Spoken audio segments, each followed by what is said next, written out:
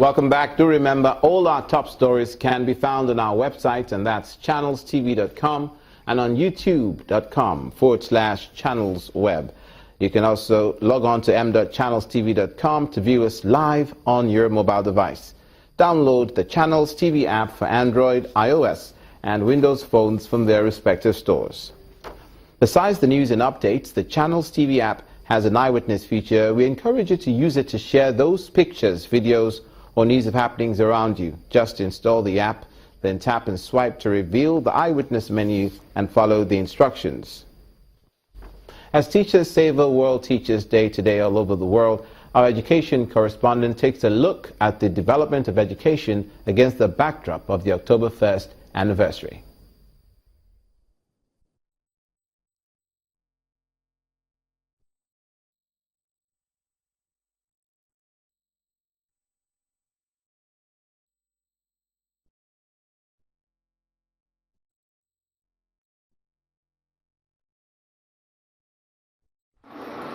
The National Policy on Education was launched in 1977. The aim of the policy is to ensure national efficiency and national unity aimed at achieving social, cultural, economic, political, scientific and technological development of the country. In 1985, the objectives of the policy were broadened to include free primary education, among others. The structural pattern of education under the current policy is organized into a 6-3-3-4 system. The system consists of 6 years of primary education, 3 years of junior secondary school, 3 years of senior secondary school, and 4 years of tertiary education. At the inception of the Obasanjo-led administration in 1999, a universal basic education scheme was launched. The specific targets of the scheme are total eradication of illiteracy by the year 2010 and increase in adult literacy rates from 57% to 70% by 2003. This policy was reviewed and extended to 2015 under former President Goodluck Jonathan. But with the expiration of the policy in 2015, the Minister of Education advocated a new strategic plan that will reposition the sector. While the world is producing knowledge professionals, as I tell you, we are grappling with students out of school. At the primary, secondary, and at the tertiary level, we are only able to admit 17 to 18% of students who qualify. The Director, Department of Educational Planning, Research and Development of the Federal Ministry of Education, highlights the focus of the strategic plan. We are faced with a myriad of problems in the education sector, among which are low access to basic education. We've had the long-drawn and vexed issue of 10.5 million out-of-school children, depreciating quality of education over the years. Many children at basic level, they are in school but cannot read or write. The Minister of State for Education explains the mandate of the Ministry of Education and why a new strategic plan has become imperative. On assumption of office, and with this mandate and vision before us, we saw the need to develop a roadmap for the education sector. This was more imperative as the last plan of the ministry ended in 2015.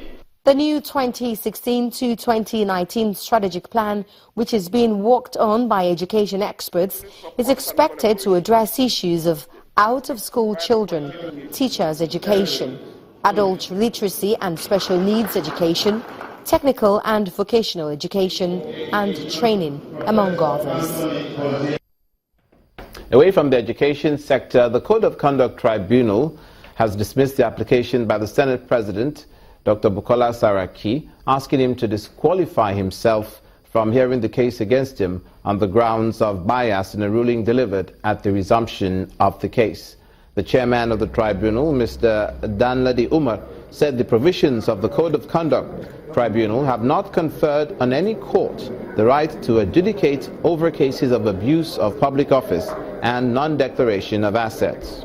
Part of Mr. Umar's ruling reads, quote, "The chairman is the tribunal. There cannot be a tribunal without the chairman. It's our opinion that the allegation of bias in this case is based on hearsay and not verifiable fact, which has the capacity to impede on the integrity of the court. End of quote.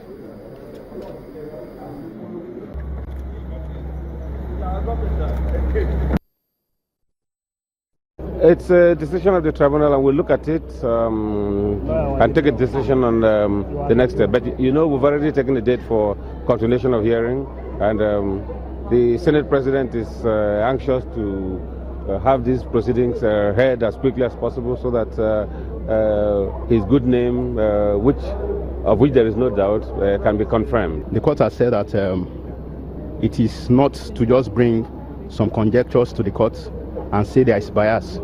So the court has made its point again that they cannot just bring an application that the case should be thrown out or that the court should recuse itself. So we are going on the next date. I believe that by the next date we'll be able to conclude the cross-examination. The federal government today asked for time to study the judgment of the ECOWAS court ordering it to release the former National Security Advisor, Colonel Sambo Dasuki. The Attorney General of the Federation and Minister of Justice, Abubakar Malami, insists that the federal government of Nigeria needs time to study the content of the ruling before acting on it. The Economic Community of West African States, ECOWAS court, had directed the government to release Colonel Dasuki. But the government insists or argues that it needs to fully understand the content of the court's proceedings and judgment before reacting. According to the Attorney General, quote, "We cannot just react, we will first of all study the judgment to understand its content before taking a stand." End of quote. The Attorney General's views were conveyed to Channels Television this morning by his Special Advisor on Publicity, Mr. Salisu Isa. Now, from there to Ogun State in the southwest, communities along the Ogun River bank are already counting losses as the river once again burst its banks. Some of the residents of the Sherry North Government Reservation area are already moving out for fear of getting submerged as water levels continue to rise. Unconfirmed sources claim the flood, which is now wreaking so much havoc, is as a result of the opening of the Ogun-Osun Dam. As you can see the plight which I am going through.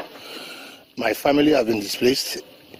You can see my baggages in the car because look at where there's the situation is deteriorating day by day. The level of water is increasing day by day. So the fear now is that by tomorrow, because it was not this bad yesterday, so by tomorrow we are not sure, and I'm sure my vehicle, none of us will be able to have access to this place. So we have to relocate today, and because the safety of our lives and property is a minor thing, but our lives is more. So we are living because we feel threatened. So we're now asking government, both the federal government and the state government, Lagos state government, to come in and look at the situation of things here and come up with a solution. Because I understand it has been going on for years before we move into this estate. We haven't seen any emergency, because if this is not an emergency, what is? Because the water, as you can see, is over like 4 or 5 feet deep. Those kids are not going to school anymore because the buses are not able to come in to pick them to school. And we're just calling on the government to come to our rescue before it gets worse than this. You're watching news across Nigeria. Coming up, geologists propose the funding of seismic stations by the federal government. We'll tell you why in just a moment.